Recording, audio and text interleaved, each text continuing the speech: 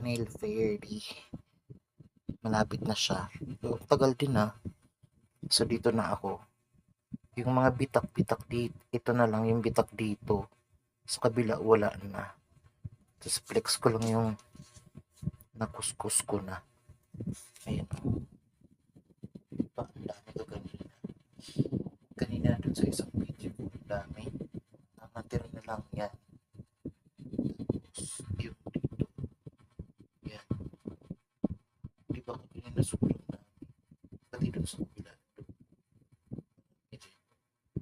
So, ayun. Hindi na lang siya. Yan na lang part na to. Part na to na lang. Tapos yung dyan. Dyan. Tapos ito siya. Yun yung bitak. Makikita niyo sa isang video ko na mas maraming bitak kaganina bago ako nag-start. So yun.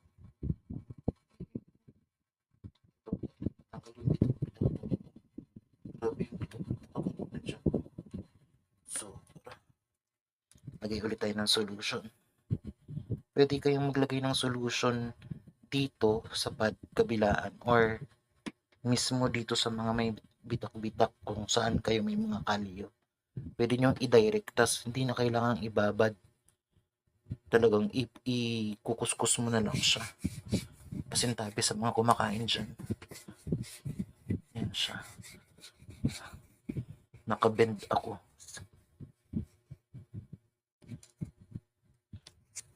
Sine-check ko yung timer kasi 3 minutes lang.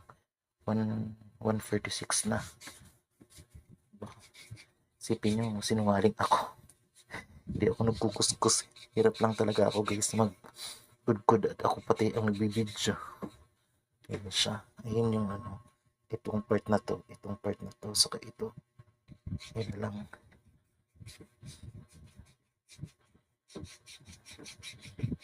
Sa parlor kasi hindi naman sa paninira. Pangit.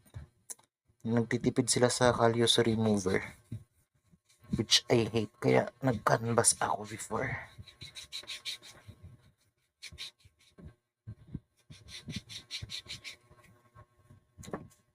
So, ito na lang. Oh.